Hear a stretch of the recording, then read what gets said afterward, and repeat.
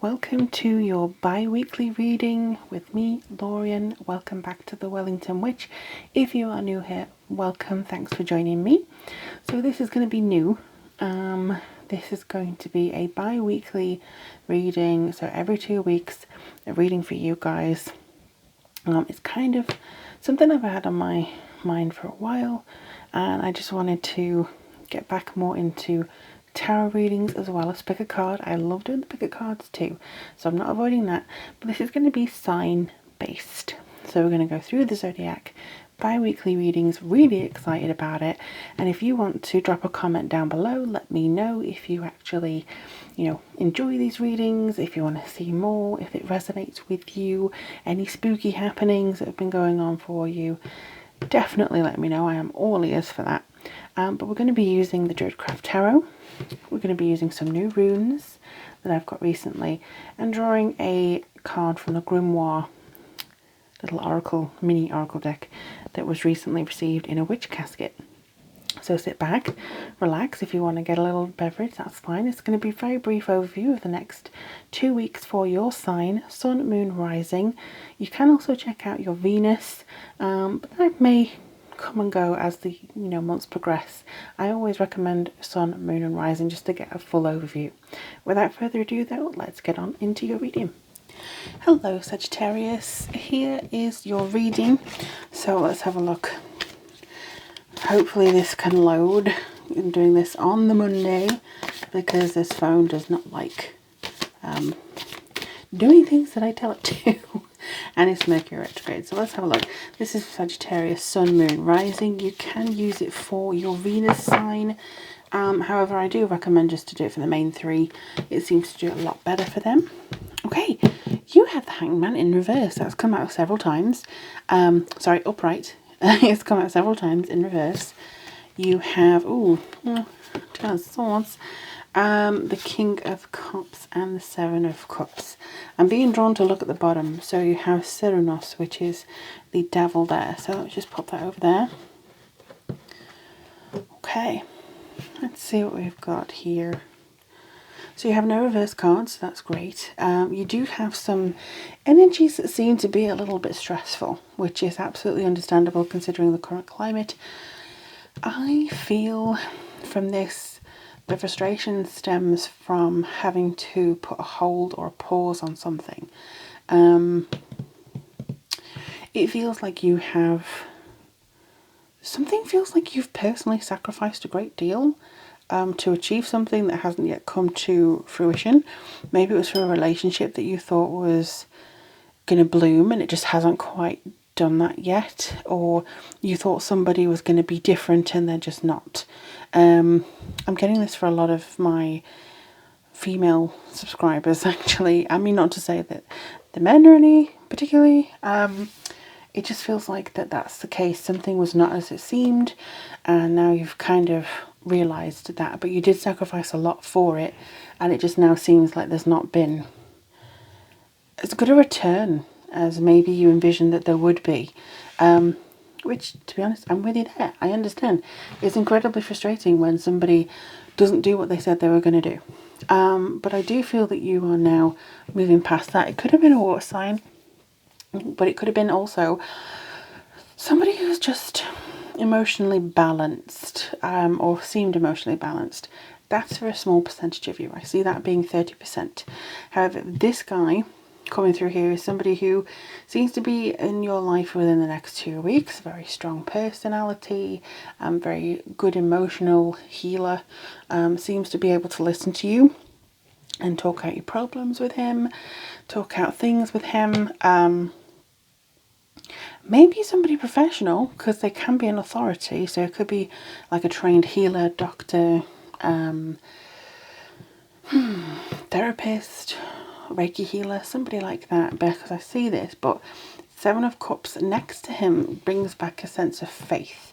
So I do feel that in this kind of time, you're probably allowing yourself to imagine things. There could be some illusions or indecisions here, like, oh, I don't know which path to go on now, and that's why you're seeking this help from person. Because I don't know, I think that this, my dear Sagittarians, is the fact that there was something imposing either on a relationship or on the energies that you have. There was something very much like either a vice that was hemming you in, or something that was kind of pushing you inwards, and that is definitely coming to a head now thanks to the Capricorn eclipse.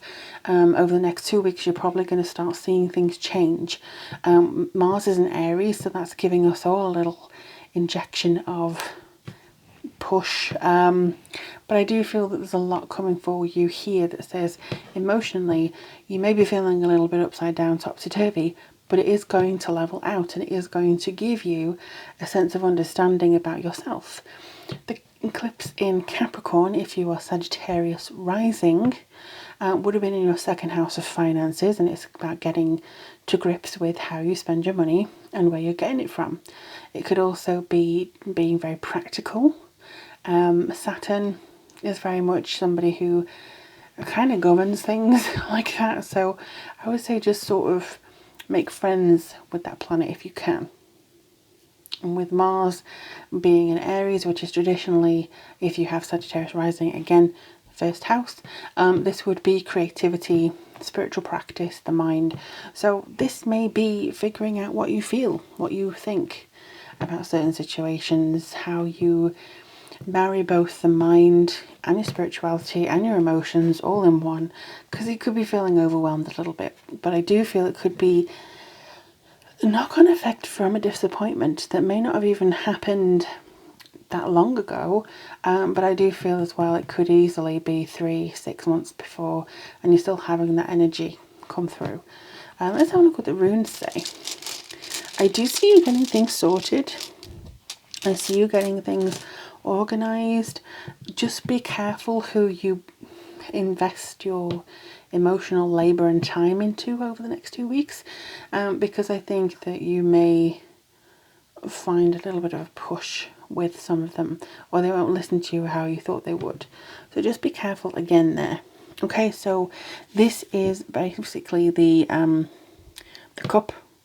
This is very much a mysterious secrets and occult and everything that some Sagittarians really love, like the unknown and the ethereal, and understanding things that may be beyond our normal realm of imagination. But I do feel that some of you may be getting carried away. You may have your thumbs in too many pies, and this could be literally, this could be physically, like you're going around helping everybody you can, or you have too many projects on the go, or even, too many suitors on the go. I do see that potential here. Just be careful, again, because too many suitors may complicate things. But, if that's you, you do you. But I just feel like there's something emotional coming through that some of you may or may not be able to handle well. And I would hope, my lovely Sagittarians, that you do kind of take a step, take a pause and just go and breathe, because your emotions are key. Your emotions are very much key to your happiness, to your balance. So I think emotional balance is key for you.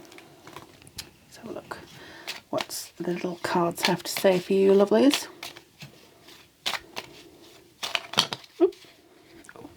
Hibiscus, she's made an appearance quite often. So, can you focus? No? Well, she says, hibiscus can be used in love and passion spells, carried with you to attract love, or drink as a tea for an aphrodisiac. Some of you, I feel, are trying for a baby, or have had a baby, or just trying to get the love back in a relationship, or love at all. But they're saying don't make it an obsession. Don't make it an obsession. Don't make it too much of a focus over the next 2 weeks. You need to be focusing on yourself and your own health. So don't make it too much like, oh, I need to do it this way. I need to, get this love back in my life. Or don't focus too much on that if you are. And also, if there is a passion that's not related to a physical person, so a passion like a hobby or something like that, try and balance that out. Don't put everything you have into the hobby. Try and, do something else that doesn't give you money things. So like, for instance, if you make lots of money doing photography, Don't put everything you have into photography and then get really stressed. Do something that, you know, you're not going to get any validation for, like painting. You know, do something different. Because he's here as, yes, passion is good, but just kind of don't turn it into obsession. So I think emotionally balancing is definitely the right course. Let me know in the comments below if this resonated with you, and also I would love to hear back from anybody how you're doing, what's your plans, stuff like that. But also if you'd like a reading based on this or anything else you have to ask, all the information is in the description box below. But in the meantime, take care of yourself and each other, and I'll read for you guys very soon.